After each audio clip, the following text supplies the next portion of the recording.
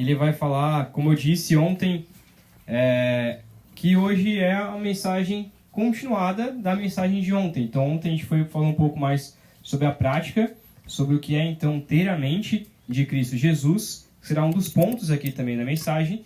E hoje falaremos que nós somos dominados pelo Espírito de Cristo, pelo Espírito de Deus.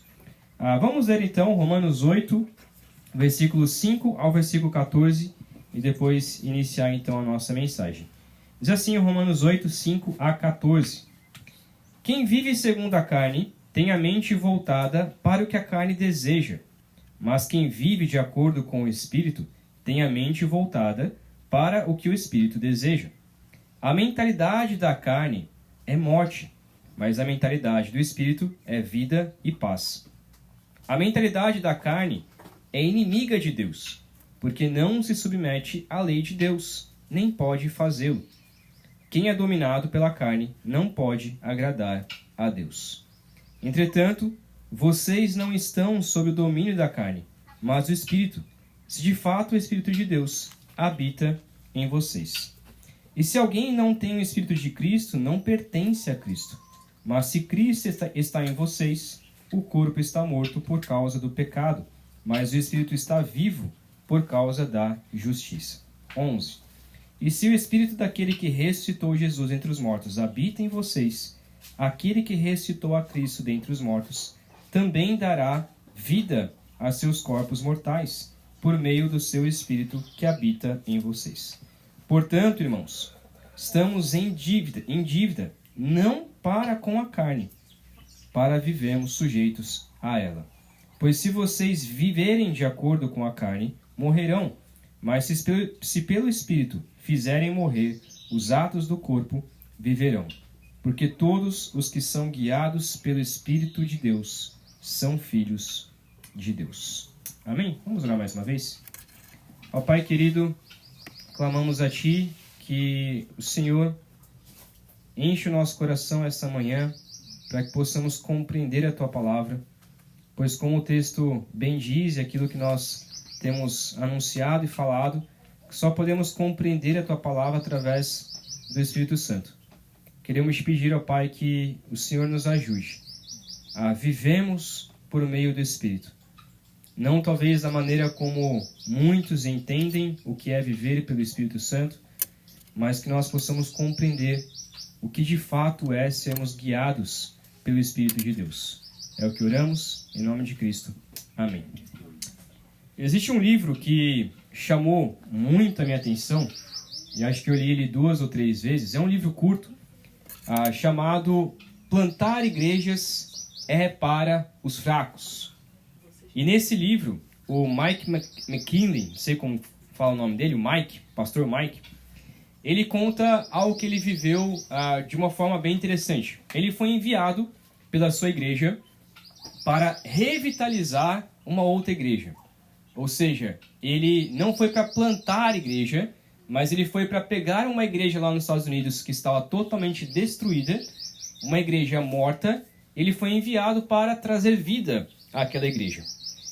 É uma igreja chamada Guilford, uma coisa assim, que estava praticamente então morta, ou se não morta. Essa igreja era uma igreja que tinha uma estrutura muito grande, tinha um templo muito grande, mas poucos irmãos se reuniam ali. Os cultos eram mortos, as pessoas eram vazias e tudo ali parecia, como ele mesmo diz, parecia um cemitério. Resumindo a história, certo dia ele estava andando pelo estacionamento da igreja, estava andando no estacionamento muito grande ali, e verificou que todos os dias um senhor ficava com o seu carro parado na sombra de uma árvore e dormia ali por um tempo. Então todos os dias, na hora do intervalo do trabalho, esse senhor ficava ali, dormindo no estacionamento. O pastor, então, passava todo dia por ali e esperou uma oportunidade para poder ver se esse homem estava acordado e conversar com este homem. Chegando lá, ele viu um dia que ele estava finalmente acordado e começou a conversar um pouco com ele, com aquele homem. Esse homem se chamava John. E em 5 minutos de conversa, percebeu que ele era racista, que ele passou recentemente um tempo na cadeia e que ele era muito fã baseado no seu cheiro, era muito fã de um uísque barato. Então era um homem, né, que a gente imagina que não seja cristão. O pastor então se apresentou: olha, eu sou o novo pastor dessa igreja, eu estou aqui para revitalizar essa igreja, você é muito bem-vindo na nossa igreja e fique à vontade, pode usar o estacionamento da igreja, não tem problema, tira o seu descanso, é um ambiente bom, fique aqui, não tem problema algum, pode ficar por aqui. Ele só não esperava a resposta que o John respondeu para ele. Ele respondeu assim: ah, sim, pastor, eu sou membro da igreja. Na verdade, eu fui batizado quando eu tinha 8 anos de idade. Sim, eu tenho sido membro da igreja Guilford por mais de 30 anos. Então você imagina isso. Se essa história fosse a única história daquela igreja, a gente até relevava. Mas o pastor Mike, ele disse que andando pela cidade, ele descobriu diversas pessoas que se consideravam cristãos, membros de sua igreja, sendo que viviam longe do Evangelho de Cristo e não frequentavam a igreja há anos. Isso não é diferente de muitas igrejas brasileiras. Há inúmeras pessoas que se dizem cristãs porque aceitaram a Jesus em sua infância ou adolescência e foram batizados por alguma igreja, seja lá qual igreja for. Por isso eu quero pensar com vocês hoje o que define de fato um cristão. O que define um cristão? Nós podemos dizer que somos cristãos só porque nós fomos batizados na igreja batista, né, se significa alguma coisa, ou porque eu sou membro da igreja batista Nova Vida, que tem o pastor Ramiro, e aí por isso que eu sou crente, né? Porque tem o pastor Ramiro, é por isso que eu sou crente. O que define, então, um verdadeiro cristão? Eu quero pensar isso, então, com vocês. E como que eu, particularmente, posso saber se eu sou cristão? Então, nessa mensagem, eu não queria que você ficasse julgando ou avaliando a pessoa que está do seu lado, né? Dizendo, olha, isso aqui, eu acho que você não é crente, não. Ficar olhando para a pessoa do lado e falar, você não é crente, não. Eu quero que você avalie o seu coração. Eu quero que você perceba na sua vida. Eu quero que você perceba se de fato você tem essas características, como ele está colocando aqui, se de fato você é cristão ou não. Primeira ponto aqui, que o cristão verdadeiro, como ele diz no versículo 5 ao versículo 8, ele tem a mente do Espírito. Nós já falamos isso um pouco ontem, né? Sobre ter a mente do Espírito, mas ele repete aqui falando sobre isso. Eu quero lembrar e destacar alguns outros pontos aqui. O cristão verdadeiro, ele tem a mente do Espírito. Versículo 5 ao versículo 8. Ele começa dizendo que quem vive segundo a carne tem a mente voltada para o que a carne deseja, mas quem vive de acordo com o Espírito tem a mente voltada para o que o Espírito deseja. O que isso significa? É algo meio óbvio. Quem vive segundo a carne, quem faz as coisas segundo a carne, quem vive para os seus próprios desejos, tem a inclinação dos seus desejos para fazer aquilo que a carne deseja. Então, o Ramiro falou sobre a questão da liberdade em Gálatas, e é justamente esse ponto aqui. Se você vive segundo a carne, se você é escravo da carne, então você vai fazer tudo o que a carne te indica para fazer. Mas se você vive pelo Espírito, você vai fazer tudo o que a carne te indica, te guia para então o Espírito então fazer. Filipenses 3, versículo 19, diz assim: quanto a estes, os que vivem na carne, o destino é a perdição. O seu Deus é o estômago, e tem orgulho do que é vergonhoso. Eles só pensam nas coisas terrenas. Então, os que vivem segundo a carne, o Deus deles é o estômago, e tem orgulho daquilo que é vergonhoso. Só querem alimentar o seu próprio ego. 2 Pedro 2,10 diz assim: especialmente os que seguem os desejos impuros da carne e desprezam a autoridade, insolentes e arrogantes. Tais homens não têm medo de difamar os seres celestiais. Então, uma das coisas que nos ajuda a diferenciar um cristão de um não cristão não é apenas as suas atitudes, não é apenas o que a pessoa faz, mas quais são os seus desejos, o que a pessoa pensa. Então não é errado, né? Não é pecado nós sermos tentados. Não é pecado sermos tentados, nós somos tentados. Então, eu fui tentado por isso. Ok, mas qual foi o seu desejo na tentação? O que você pensou? O que você desejou naquele momento? Se você não tem desejo nenhum de agradar a Deus e viver em santidade, então é possível que você ainda não tenha sido regenerado. Ah, não tenho desejo nenhum de viver em santidade. Eu não quero viver em santidade.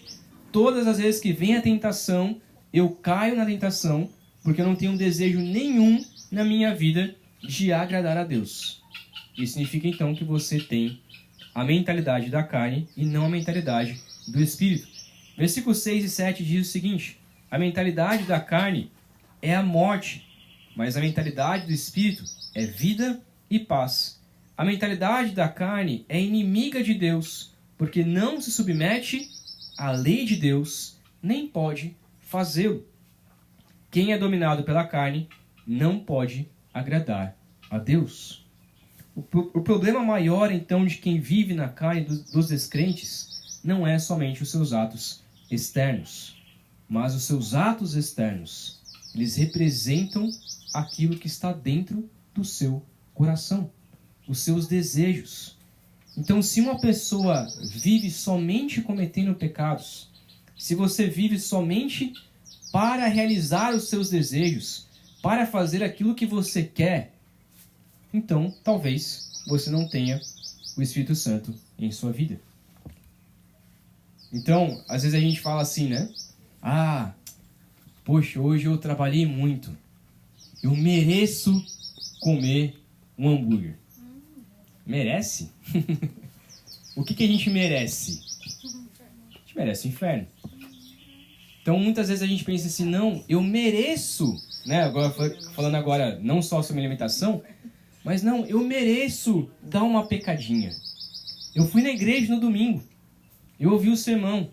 Ah, eu acho que na segunda-feira agora eu estou merecendo satisfazer um pouco o desejo da minha carne. Agora eu estou merecendo dar uma pecadinha aqui e ali.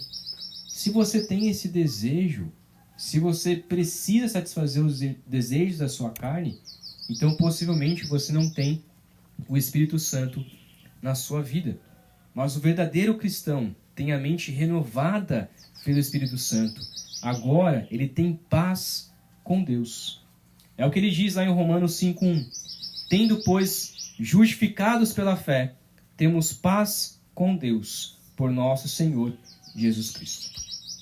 Então, você só pode agradar a Deus, como diz o versículo 8, você só pode ser agradável a Deus se a sua mente foi renovada pelo Espírito Santo. Se você tem paz com Deus, se os desejos da sua mente agora são para glorificar ao Senhor.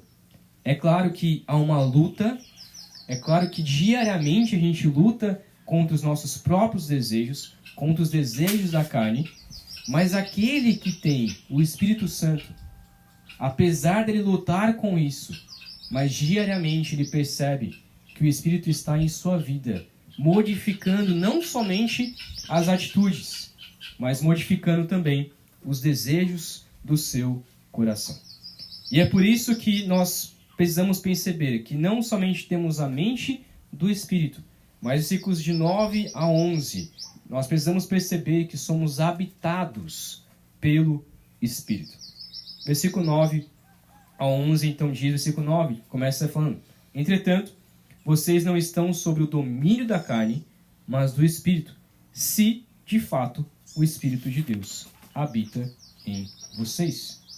Se o Espírito habita em vocês, então vocês não são mais dominados pelos desejos da carne. Agora você é dominado pelos desejos do Espírito Santo. É muito interessante, em uma pregação que eu escutei recentemente do Augusto Nicodemos, quando nós falamos sobre o Espírito Santo, às vezes a gente pensa muito na ideia de que dos dons do Espírito, né? Não, eu quero ter os dons do Espírito Santo.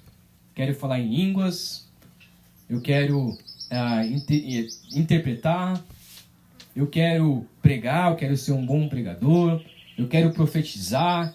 Eu penso muito sobre os dons do Espírito Santo. Mas muitas vezes nós esquecemos, né? E aqui quando eu falo dom de línguas, todos os irmãos entendem a nossa interpretação sobre dom de línguas, né? Mas muitas vezes a gente esquece que o maior dom que Deus dá, que o Espírito Santo dá para as nossas vidas, não é estes dons práticos, mas é a habitação do Espírito, é a luta contra os desejos da carne. Esse é o maior ato do Espírito Santo em nossas vidas. E como Augusto Nicodemos brincou, né? Você nunca vai achar em um congresso de uma igreja neopentecostal alguém falando sobre a ideia de que você tem que lutar contra a sua santidade. E esse é o agir do Espírito Santo na sua vida. A gente vai muito para algo prático sobre os dons, mas não sobre a habitação do Espírito Santo, nos ajudando a viver em santidade. O Espírito Santo, então, ele habita no crente, como eu falei ontem também. É a ideia de estar morando na casa de alguém. Ele faz a sua morada em toda pessoa que confia em Cristo Jesus. A gente vai ver isso também um pouco em Romanos 6. Os nossos frutos, nossas ações, também são uma demonstração se de fato somos crentes ou não. Se não há fruto nenhum de arrependimento e mudança em nossas vidas, então não há nenhuma evidência também da presença do Espírito Santo na vida de uma pessoa. Por isso que ele diz, então, continuando, se alguém não tem o Espírito de Cristo, não pertence a Cristo. Mas se Cristo está em vocês, o corpo está morto por causa do pecado, mas o Espírito está vivo por causa da justiça. Esse versículo 10 é interessante, né? No versículo 9, que ele está falando sobre o Espírito de Cristo. O que é o Espírito de Cristo? Alguns entendem, não é como se Cristo estivesse no nosso meio. Sim, por meio de Deus, por meio do Espírito Santo, Cristo está em nosso meio por meio do Espírito Santo. Mas quem está conosco é o próprio Espírito de Deus. A gente estava falando isso numa escola bíblica dominical, lá em Cocal, que Jesus Cristo não está presente em nossas vidas. Jesus Cristo não está aqui fisicamente, não está aqui fisicamente conosco. Assim como Deus Pai não está fisicamente conosco. Quem está conosco aqui é o próprio Espírito, é o Espírito de Deus. E aí, na IBD, quando a gente falou sobre isso, né? Justo na IBD, justo naquele dia, a gente ia cantar no culto aquela música Jesus em Tua Presença. E a gente teve que, na hora, tentar mudar, mas não deu muito certo. Mas por que isso é importante? Porque o texto está dizendo que é o Espírito de Cristo que está conosco. Ou seja, nós temos sim Deus Pai e Deus Cristo, né? Deus Jesus Cristo conosco, mas através do Espírito Santo. Então o que nós vivemos é sim a era do Espírito. Mas infelizmente, por causa de muitas igrejas por aí, às vezes a gente tem até medo de falar sobre o Espírito Santo. Tem até medo de falar que o Espírito Santo está entre nós, porque a gente já pensa que, né, a gente já vai para o outro lado, né? Mas o Espírito Santo de fato habita em nós, mas ele habita nos santificando. Ele habita nos ajudando a vivermos uma vida em glorificação ao Senhor.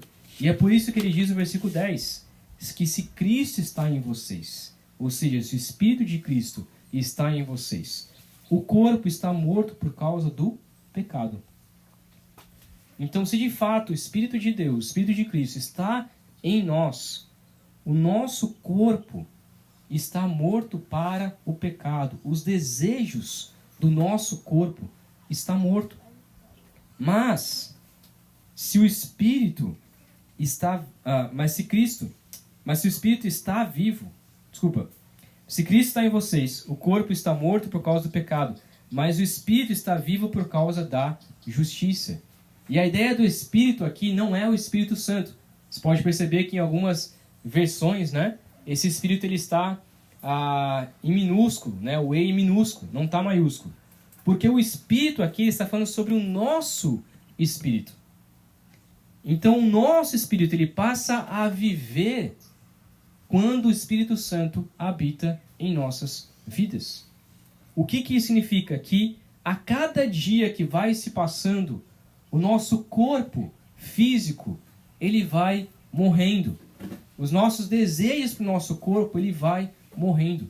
Mas a cada dia que passa, o nosso espírito ele vai sendo vivificado dia após dia. E é por isso que nós vivemos não para o nosso corpo, mas vivemos para o espírito. É claro que é importante cuidarmos do nosso corpo físico. A gente não pode olhar, não, eu vivo pelo espírito, agora eu não vou cuidar do meu corpo físico. O corpo também tem que glorificar ao Senhor.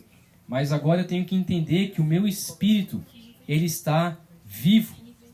Versículo 11 então diz: E se o espírito daquele que ressuscitou Jesus entre os mortos habita em vocês, aquele que ressuscitou Cristo dentre os mortos também dará vida aos seus corpos mortais por meio do seu espírito que habita em vocês. Então nós agora, por mais que o nosso corpo esteja morto por causa dos pecados, o Espírito vivifica a nossa alma. O Espírito Santo vivifica o nosso espírito. E o nosso corpo também passa a glorificar ao Senhor.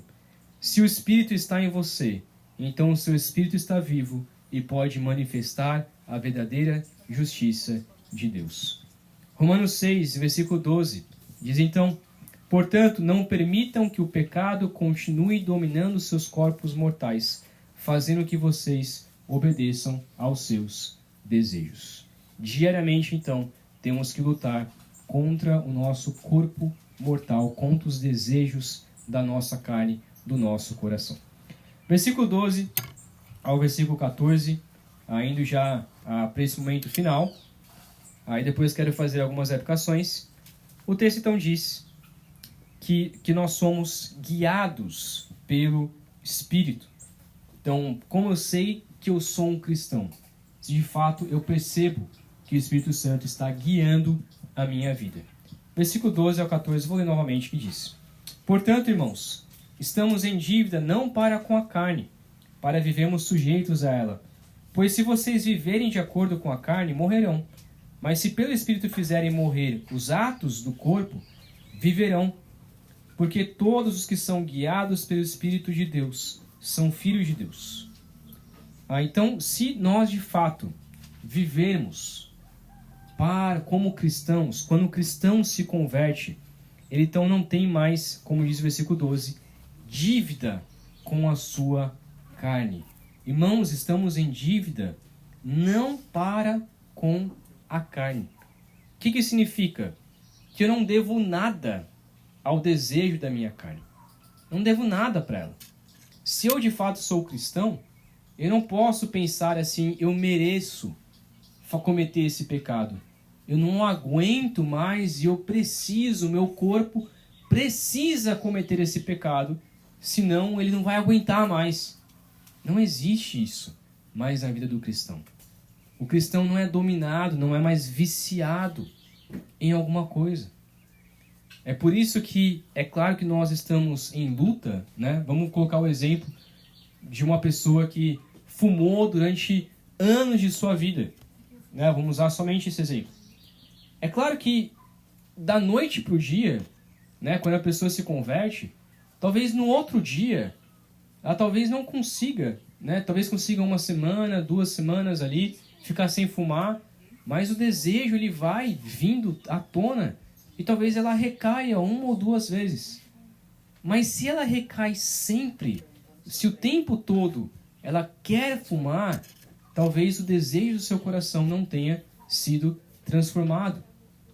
Então qualquer pecado que nós éramos viciados, quando nos convertemos, cair um pouco aqui e ali é natural de nossa carne. Mas nós não devemos pensar, então se é natural, então eu não tenho que lutar, eu vou pecar um pouco aqui, um pouco ali. É que nem aquele exemplo de um homem que ele vai fazer uma viagem de 5.000 quilômetros. E aí ele vai fazer a viagem com o carro com a sua esposa de 5.000 quilômetros. E aí depois dos 5.000 quilômetros, alguém pergunta para ele, e aí, como foi a viagem? Teve algum problema no carro? Se for um Uno branco não vai ter problema nenhum. Uma escada em cima. Uma escada em cima e o negócio vai fundo. Mas é claro que todo carro ele vai ter algum problema aqui e ali. Agora, a pessoa pode até responder, não teve problema algum, 5.000 quilômetros não teve problema algum. Aí se lembrar, nossa, não, verdade, teve um problema no carro. Um pneu furou. E eu troquei, e aí levei no borracheiro no outro dia, comprei um outro pneu e segui viagem. Bom, 5.000 quilômetros. Furar um pneu, tá tudo bem, é normal. Porque afinal é uma viagem longa. Agora, imagina se a pessoa pergunte assim, e aí, como foi a viagem? Irmão, foi difícil. A cada 50 metros, um pneu furava. A cada 500 metros, acontecia um problema no carro. Tive que trocar o motor 4, 5 vezes. Aconteceu isso, isso, isso. É claro que a viagem é muito mais difícil. Essa é a vida do cristão e do não cristão. O verdadeiro cristão, ele faz uma viagem de 5.000 quilômetros, ele é guiado pelo Espírito e, de vez em quando, um pneu fura. De vez em quando, comete um pecado. De vez em quando, cai em algum pecado que talvez já tenha sido viciado quando era não cristão. Então não quer dizer que nós pregamos o perfeccionismo, no sentido de que não, o cristão, ele o tempo todo, ele não peca. O tempo todo ele vive em santidade, né? Como a gente estava falando lá no grupo lá de Cocal, que o pastor Ramiro, ele escreveu, ele admitiu para nós que ele peca, lá no grupo lá da igreja de Cocal. Que sem querer ele ia colocar peguei aqui, e aí o corretor traduziu, né? Colocou como pequei aqui. E ele falou pra gente que ele peca, né? Não sei que pastor é esse que peca, né? Mas muitas vezes a gente tem esse pensamento. Não, o cristão não peca. Não, o pastor não peca. É claro que a gente vai pecar. Mas uma coisa é nós pecarmos em 5.000 quilômetros de viagem. Uma viagem longa. Um pecado aqui e um pecado ali. Uma coisa é aquele cristão que por mais que ainda está viciado em algum pecado, mas a cada dia ele está melhorando. Então talvez pecou uma vez por dia e ele vai diminuindo uma vez por semana, uma vez por mês, e você percebe que esse cristão está lutando contra esse pecado. É consciente a sua luta contra os seus pecados. Isso é ser cristão.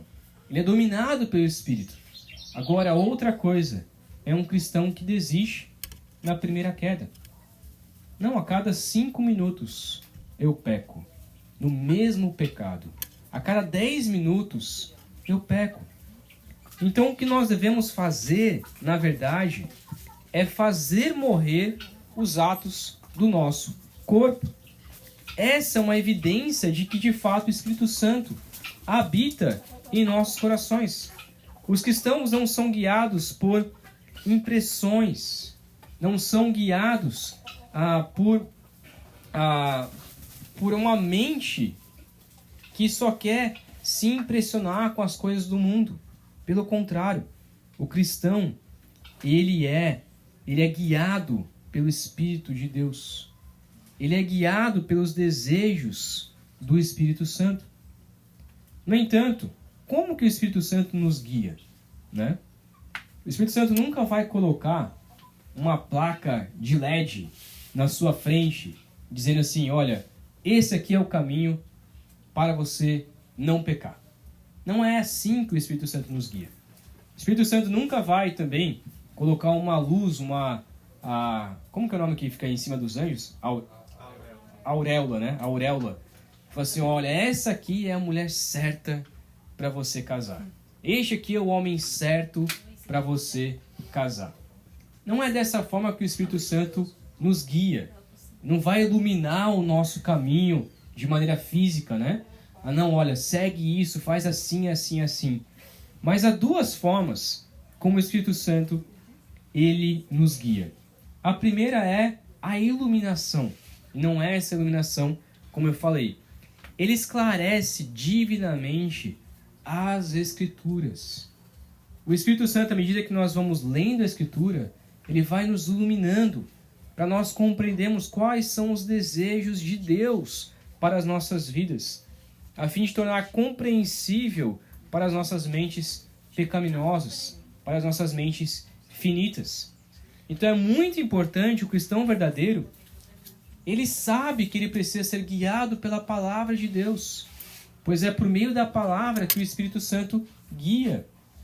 O cristão verdadeiro sabe que precisa prestar atenção nas pregações, todas as quartas e todos os domingos, porque é nessa hora que ele vai também aprender com um exemplo de um pastor, um exemplo de um pregador, que está lendo a palavra, explicando a palavra e aplicando a palavra de forma prática aos nossos corações. Então o Espírito Santo vai então nos iluminando, esclarecendo qual a vontade de Deus para as nossas vidas. A segunda forma também é que o Espírito Santo vai nos santificando. E aqui é muito interessante, porque às vezes a gente somente acha, né, só vai para o lado da santificação como se fosse somente uma luta minha. Então não, eu tenho que lutar para ser santo. Sim, eu tenho que lutar para ser santo. Não, mas como que eu luto? Agora sim. Como que eu luto para ser santo? Não é sozinho. Não é somente arrancando a mão direita, arrancando o olho direito. Não é somente isso.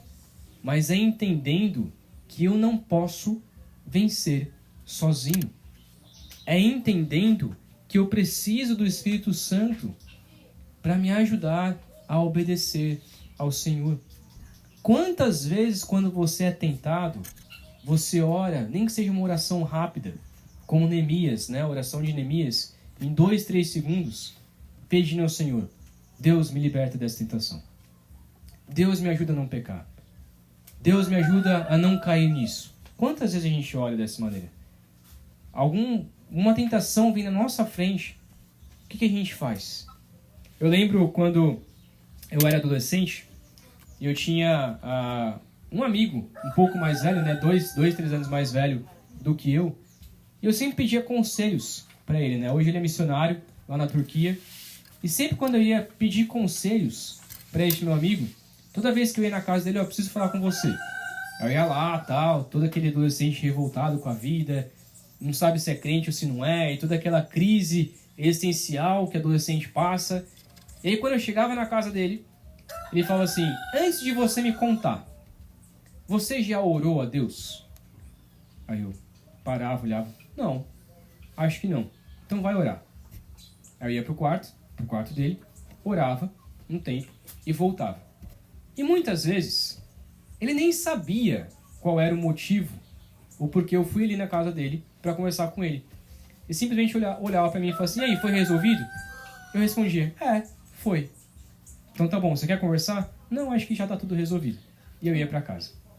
Muitas vezes, irmãos, a gente busca o auxílio do próximo, e a gente tem que sim buscar o auxílio de outras pessoas, mas às vezes a gente esquece que nós temos um Espírito Santo habitando em nós, diariamente conosco, nos capacitando para viver em santidade. Às vezes a gente não acredita que o Espírito Santo está conosco. A gente acredita que a gente tem o pastor, que a gente tem o próximo, que a gente tem as pessoas, mas o Espírito Santo é o Deus, é o Deus, e ele está interessado, é a pessoa mais interessada em fazer com que a gente viva em santidade. Ele é mais interessado na sua santificação do que o pastor. É mais interessado na sua santificação do que a sua esposa, do que o seu marido. Então é claro que você precisa admitir os seus pecados e buscar ajuda uns dos outros.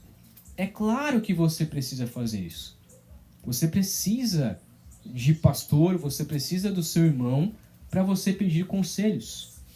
E o Espírito Santo também usa os irmãos e também usa o pastor para te aconselhar biblicamente. Mas muitas vezes, irmãos, a gente esquece que nós temos o Espírito. Muitas vezes a gente esquece de simplesmente orar, de simplesmente falar com Deus, pedindo que o Senhor nos santifique. E nós também esquecemos que nós podemos, e nós temos o poder do Espírito para vivermos uma vida em santidade. Nós esquecemos que o Espírito Santo, ele nos capacita para vivermos em santidade. Às vezes a gente já olha e já desiste. Não, eu sou assim mesmo. O que mais a gente escuta quando a gente aconselha os membros da igreja é essa frase: não, eu sou mesmo assim. Alguns usam as desculpas, né? Como que é o nome? Para o tipo de pessoa que é, né? Não, a personalidade, né? Temperamentos. Não, eu sou fleumático, eu sou não sei o que, eu sou isso, eu sou aquilo. Eu sou assim mesmo. Eu não tenho jeito para mudar. Não tem como eu mudar. Eu sou assim. Hoje a maior desculpa, né? É o TDAH. Não, eu tenho TDAH, então é por isso que eu sou assim. Irmão, você pode até ter TDAH, você pode até ser fleumático, você pode até sei lá o que, mas o Espírito Santo, ele quer capacitar você para mudar. Ele transforma o coração, ele é poderoso para transformar o seu coração para viver em santidade. Então não use desculpa, mas eu sou mesmo assim. Sim, cada um tem a sua personalidade. Cada um tem o seu jeito, cada um tem as suas dificuldades, cada um tem as suas deficiências, mas o Espírito Santo, com as deficiências, nos ajuda a vivermos em santidade. E por fim, o que ele diz então no versículo 14: porque todos os que são guiados pelo Espírito de Deus são filhos de Deus. O Espírito Santo confirma então em nosso coração de que somos filhos de Deus. Ele confirma se de fato somos cristãos ou não. Então eu preciso entender, eu preciso primeiro deixar então o Espírito renovar a minha mente. Diariamente pedir: Deus, renove a minha mente. Deus, eu pensava dessa maneira, eu pensava sobre isso, me ajude a não pensar mais assim. Renove a minha mente por meio da sua palavra. Antes eu achava que isso nem era pecado. Hoje eu entendo que é pecado e que eu preciso viver em santidade. Antes eu achava que tudo bem eu viver uma vida que nem o crente Raimundo, né? Um pé na igreja e outro pé no mundo. Eu achava que era normal eu viver como esse crente. Mas hoje eu preciso entender que eu tenho que viver uma vida em total santidade. Antes eu entendia que tudo bem eu pecar aqui, tudo bem eu pecar 10, 15 vezes por dia. Hoje eu entendo que eu preciso me esforçar o máximo possível para não pecar no meu dia. Eu preciso entender que eu preciso viver uma vida em total santidade. É claro que não viveremos uma vida em total santidade, mas a gente não pode usar como desculpa para... Não, então, tudo bem, eu vou pecar, já que a gente é pecador mesmo, então eu vou pecar. Não posso usar isso como desculpa. Eu preciso então deixar o Espírito Santo habitar na minha vida. Deixar o Espírito Santo se fazer presente em minha vida, em tudo que eu for fazer. Eu preciso fazer sempre pensando de maneira espiritual. Sempre olhando e dizendo: será que Deus se agrada disso? Será que isso glorifica a Deus? Né? Claro que às vezes a gente vai ser até zombado por causa disso. Nossa, que crente chato. Toda hora pensando sobre ler a Bíblia, sobre orar. Que crente chato. Mas muitas vezes a gente tem que ser crente chato mesmo. Porque às vezes a gente abre brecha para muita coisa. A gente abre brecha para muito pecado. É claro que a gente tem que entender o que é pecado e o que não é pecado. Porque tem crente que é chato com coisas que não são pecados. Então tem que definir o que é pecado, o que a Bíblia diz que é pecado ou não. Mas contra aquilo que de fato é pecado. Contra a mentira, contra a fofoca, contra a maledicência, contra o que de fato é pecado, o cristão tem que sim ser chato. Tem que se lutar contra, mas principalmente lutar contra o seu coração. Eu tenho que deixar então o Espírito me guiar no meu dia a dia, me ajudar a viver então em santidade. E assim, o Espírito Santo vai confirmando se de fato eu sou filho de Deus. É claro, irmãos, que essa mensagem não é para colocar um peso sobre as suas costas e dizer assim, tá vendo, você não é crente. Isso quem faz é o nosso próprio coração, é nós mesmos que devemos perceber se somos cristãos ou não. Eu não posso dizer para uma pessoa, para você, se você é crente ou não. Não é uma avaliação pastoral que eu possa dizer e falar assim, não, ó, você é crente. Então você pode entrar no reino de Deus, você pode ser membro da Igreja Batista Nova Vida, porque você é crente e realmente eu confirmo que você é cristão. Não, pode ser que você não seja. Ou pode ser que eu ache que você não é crente e na verdade você é. Mas quem confirma em meu coração se eu sou crente ou não é o Espírito Santo de Deus. E eu tenho que ter essa certeza, total certeza, de que o Espírito Santo, ele confirma que eu sou filho de Deus. Então, eu tenho total certeza, apesar de muitas vezes duvidar, de que de fato eu sou cristão. E a minha esposa me conhece e sabe a maioria, talvez, ou talvez metade dos meus pecados. Ela sabe muitos dos meus pecados, muitos mesmo. Ela pode confirmar para os irmãos, se vocês quiserem sentar com ela e falar sobre os meus pecados, ela pode confirmar para vocês que eu não sou santo, que eu não sou perfeito. Tenho certeza disso, que eu não sou perfeito. Eu não estou sendo hipócrita aqui em colocar, em falar essa mensagem. No entanto, é dentro de casa também que a gente tem pessoas para poder dizer, não, ele não é perfeito, mas ele luta para ser perfeito. Às vezes é difícil, às vezes a gente se irrita, às vezes essa mudança demora talvez anos para que a gente possa mudar, né? Principalmente homem, que demora mais para mudar às vezes. Mas a gente demora às vezes para mudar, mas nós temos o Espírito Santo, nós devemos sempre orar, pedindo a capacitação do Espírito para mudar o nosso coração. Um cristão verdadeiro, então, ele é dominado pelo Espírito Santo e não satisfaz as obras da sua carne. Isso é viver em santidade. Isso é viver dominado pelo Espírito Santo. É ter a mente transformada, é ter a habitação do Espírito, é pedir para que o Espírito Santo, deixar que o Espírito Santo guie a minha vida. Deixar que o Espírito Santo vá à minha frente.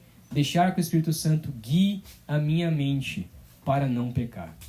Eu tenho que parar, pensar, isso vai edificar, isso vai glorificar ao Senhor. Se sim, então eu faço. Se não, então eu procuro não fazer. Amém? Vamos orar? Pai querido, obrigado, meu Deus, porque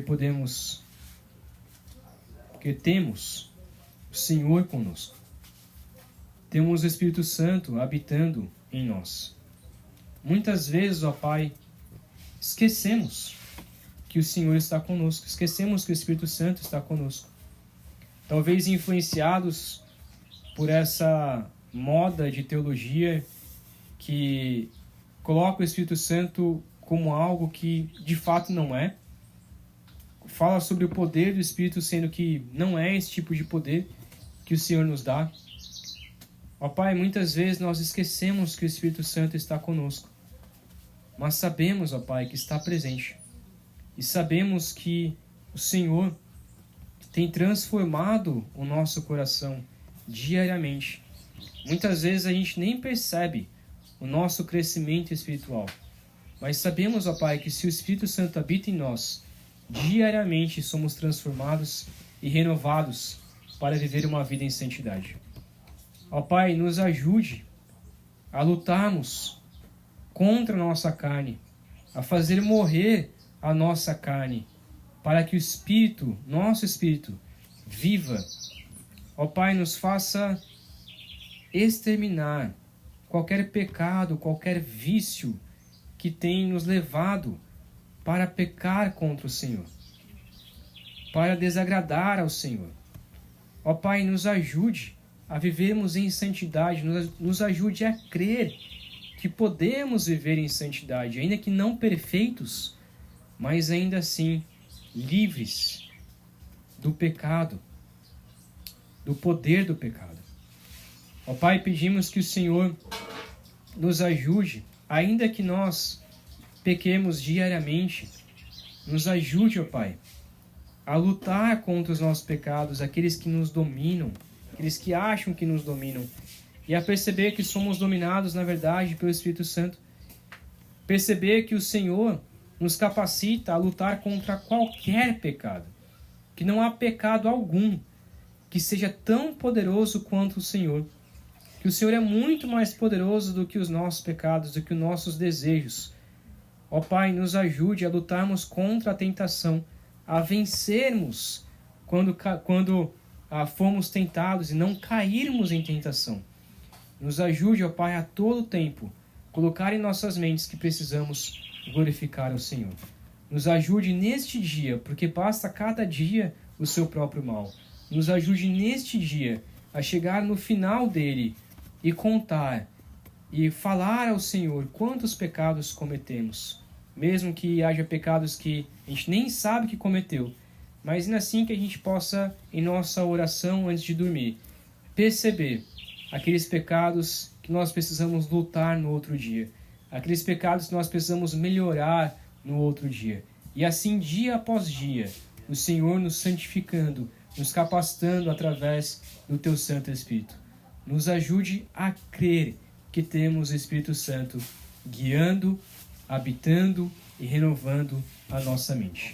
É o que oramos em nome de Cristo Jesus. Amém. Amém. Pastor? Só encerrado? Tá bom. Então, estamos encerrados, irmãos. Aproveite o dia.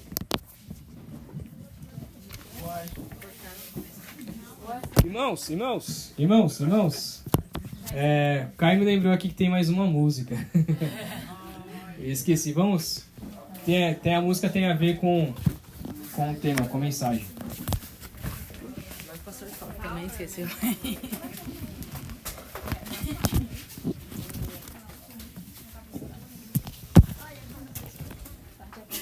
De quem?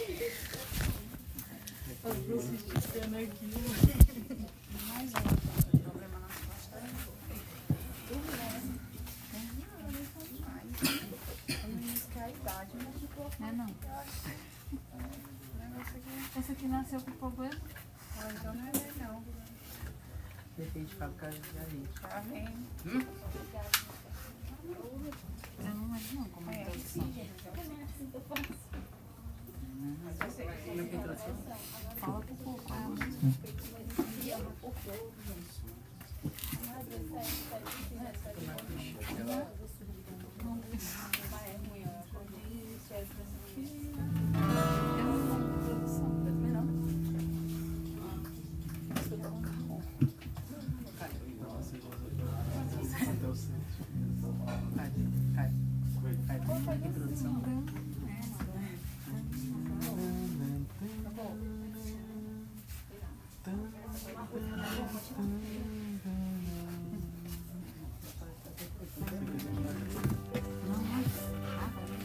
Irmãos, a gente vai louvar nesse momento a música Jesus é o Centro. Fiquemos de pé, todos, para louvarmos juntos o nosso Senhor.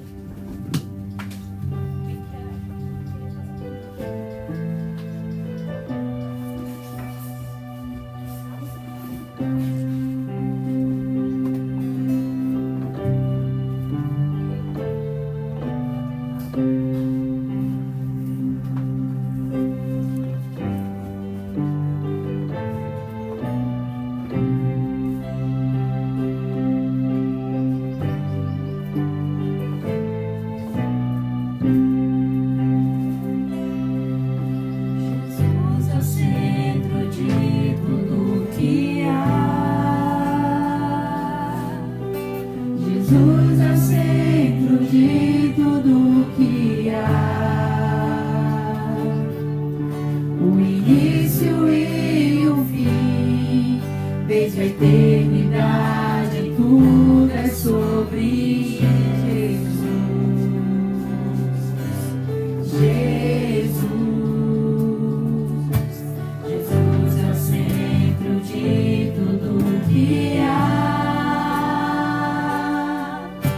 Jesus é o centro de tudo que há. O início e o fim, desde a eternidade, tudo é sobre Jesus. Jesus, nada mais importa,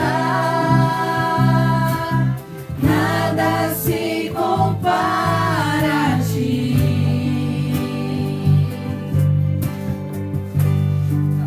Jesus, tu és o centro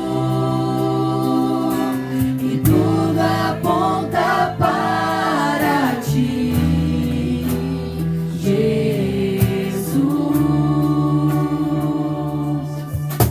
Jesus é o centro de todo o meu ser.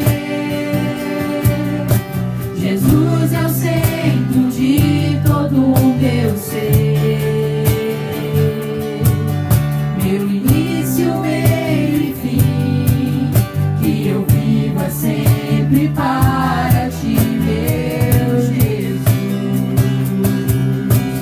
Jesus, nada mais importa, nada se compara a ti.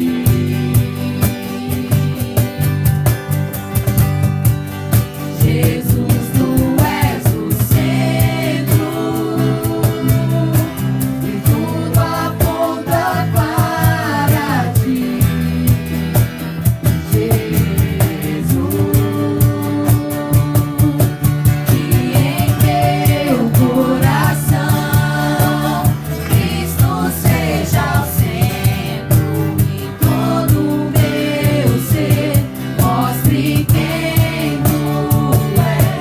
Que em teu coração Cristo seja o centro e todo o meu ser mostre quem tu és.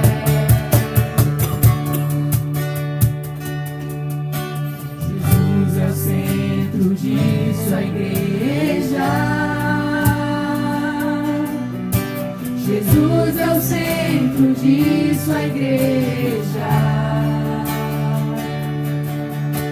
Um dia ele virá, como igreja eu vou me encontrar com Jesus.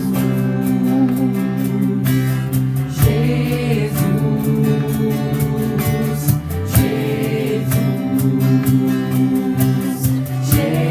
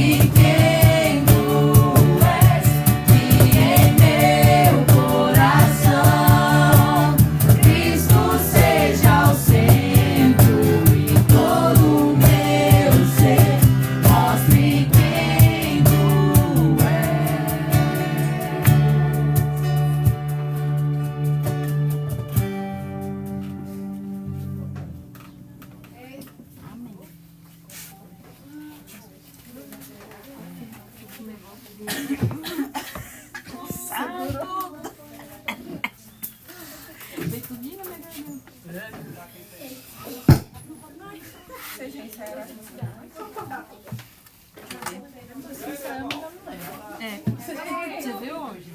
Como a introdução, como a introdução. Como a introdução. A introdução é daquele ali, ensaiou não sei quantas vezes, não lembrou. Ensaiar no dia, sim, ensaiar no dia. Pelo menos. Pelo menos. Faço uso do fone de ouvido. Você. Na hora da mensagem. Salmo 113. Não, é porque, irmã, às vezes, Tudo ele é o de frente. quando eu chego, às vezes na igreja eu esqueço como é o início, né? Eu sempre levo fone de ouvido, aí antes de começar o culto eu tô assim virado com o fone aqui de ouvido escutando a música. Quando Dá eu oi, começar, eu só Gabriel, tiro o dá fone. oi. Ei, o Salmo 103 tem que falar fone. Tem. Aí sua voz, irmã, vai ser a principal, né? Você viu? Porque a maioria é lá. Remedinho pra Hoje é que dia da semana. remedinho baladão. Qual é o dia de hoje?